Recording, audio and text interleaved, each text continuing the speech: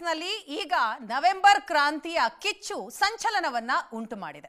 ಇದರ ಮಧ್ಯದಲ್ಲಿ ದ್ವಾರಕಾನಾಥ್ ಅವರು ಸ್ಫೋಟಕ ಭವಿಷ್ಯವನ್ನ ನುಡಿದಿದ್ದಾರೆ. ಡಿಸಿಎಂ ಡಿಕೆ ಶಿವಕುಮಾರ್ ಅವರ ಕುರಿತಾಗಿ ಡಿಸಿಎಂ ಡಿಕೆ ಶಿವಕುಮಾರ್ ಶೀಘ್ರದಲ್ಲೇ ಸಿಎಂ ಆಗಲಿದ್ದಾರೆ ಅಂತ ಹೇಳಿದ್ದಾರೆ ದ್ವಾರಕಾನಾಥ್.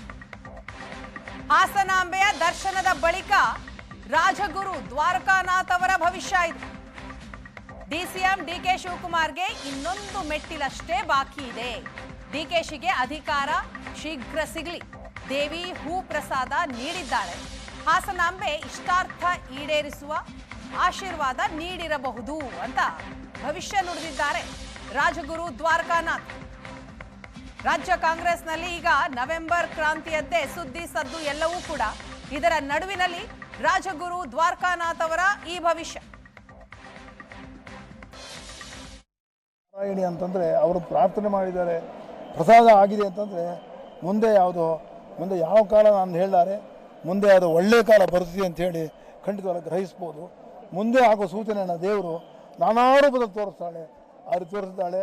ಅವರ ಕೋರಿಕೆಯನ್ನು ದೇವರು ನಡೆಸ್ಕೊಳ್ಳಿ ಪ್ರಾರ್ಥನೆ ಮಾಡ್ತೀನಿ, ನಡೆಸ್ಕೊಡ್ತಾಳೆ.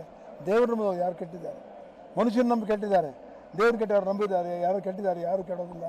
ಆ ದೇವರು ಏನು ಪ್ರಾರ್ಥನೆ ಇಟ್ಟಿದ್ರು, ನಾರಾಯಣಿ ಸ್ವರೂಪದಲ್ಲಿ ಬಂದು ನಾರಾಯಣನೇ ಜಗತ್ತಾಳ್ದು, ಈ ಪ್ರಪಂಚ ಪಾಲನೆ ನಾರಾಯಣ ಕರೆದು ಅವರೂ ಕೂಡ ಪ್ರಜಾಪಾಲನೆ ತೊಡಗಿ ಈಗಿರ್ತಕ್ಕಂಥ ಕಾಲದಲ್ಲಿ ಒಳ್ಳೆಯ ಕೆಲಸವನ್ನು ಮಾಡಿ ಈ ಸರ್ಕಾರಕ್ಕೆ ಒಳ್ಳೆಯದು ತಂದು ಏನೇನು ಕೆಟ್ಟ ಹೆಸರು ಬಂದಿಯೋ ಅದನ್ನು ನಿವಾರಣೆ ಮಾಡಿ ಜನಕ್ಕೆ ಅನುಕೂಲ ಮಾಡಿ ಜನಕ್ಕೆ ಕ್ಷೇಮವನ್ನು ಚಿಂತನೆ ಮಾಡಲಿ. ಶಿವಕುಮಾರ್ ಮಾಡಬೇಕಾಗಲ್ಲ, ಡೆಪ್ಟಿ ಚೀಫ್ ಮಿನಿಸ್ಟ್ರು ಇನ್ನೊಂದೇ ಮೆಟ್ ಹತ್ತಕ್ಕೆ ಬಾಕಿ ಇರೋದು. ಅದಕ್ಕೆ ಕ್ವಾಲಿಫೈ ಆಗಬೇಕಾದ್ರೆ ನೀವೆಲ್ಲ ತೋರಿಸ್ಬೇಕಲ್ಲ, ನೀವೇನು ಮಾಡ್ತೀರಾ ಅಂಥೇಳಿ ಅಂತ ಒಂದು ಸಮೃದ್ಧಿ ಬಂದು ಜನ ಕಲ್ಯಾಣಕ್ಕೆ ಹೋಗಲಿ. ಏನೋ ಈ ತನಕ ಕರ್ನಾಟಕ ಸರ್ಕಾರ ಯಾವ 2 ವರ್ಷದ ಕಳೆದ ಏನೂ ಜನಕ್ಕೆ ಮುಟ್ಟುವಂಥ ಯಾವೊಂದು ಕೆಲಸವೂ ಇನ್ನೂ ಆಗಿಲ್ಲ. 2 ವರ್ಷ ಬಾಕಿ ಇದೆ. 2 ವರ್ಷ ಬಾಕಿ ಇರೋದ್ರಿಂದ ಬೆಳಿಬೇಕು, ನಿಂತ್ಕೋಬೇಕು.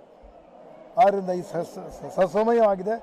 ಉಳಿದಿರೋ ಬಾಕಿ ದಿನಗಳಾರು ಪ್ರಜೆಗಳಿಗೆಲ್ಲ ಸೌಖ್ಯವನ್ನು ಕೊಟ್ಟು ಸುಖ ಶಾಂತಿಯನ್ನು ಕೊಟ್ಟು ಒಳ್ಳೇದು ಮಾಡಲಿ. ಮುಖ್ಯಮಂತ್ರಿ ಶಿವಕುಮಾರ್ ಅವರಿಗೆ ಶೀಘ್ರವಾಗಿ ರಾಜಯೋಗ ಇದೆ, ಇನ್ನೊಂದು ಮೆಟ್ಲು ಮುಂದಕ್ಕೆ ಹೋಗ್ಬಿಡ್ತಾರೆ ಅಂತ ತಾವು ಯಾವ ರೀತಿ ವಿಶ್ಲೇಷಣೆ ಮಾಡ್ತೀವಿ? ನಾನು ಇಷ್ಟೇ ಹೇಳ್ತೀನಿ, ನಾನು ದೇವರು ಯಾರಿಗೂ ಇಲ್ಲ. ತಾಯಿ ಯಾರ್ಯಾರು ಊಟ ಕೊಡದೇ ಇರ್ತಾಳ? ನಿಮ್ಮಮ್ಮ ಎಲ್ರಿಗೂ ಊಟ ಕೊಡ್ತಾರಲ್ವ? ನಮ್ಮಲ್ಲ 11 ಜನ ಮಕ್ಕಳು, ನಮ್ಮ ತಾಯಿ ಎಲ್ರಿಗೂ ಊಟ ಕೊಟ್ಟಿದ್ದಾಳೆ. ಯಾಕೆ ಕೇಳಲ್ಲ? ಊಟ ಕೊಟ್ಟರೆ ಹೊಟ್ಟೆ ತುಂಬುತ್ತೆ.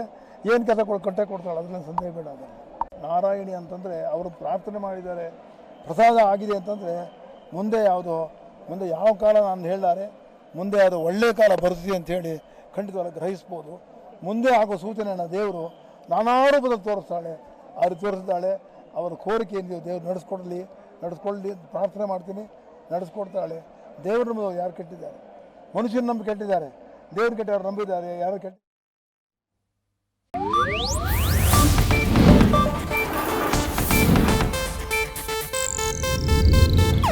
ಇದು ಏಷ್ಯಾನೆಟ್ ನ್ಯೂಸ್ ನೆಟ್ವರ್ಕ್ ಪ್ರಸ್ತುತಿ.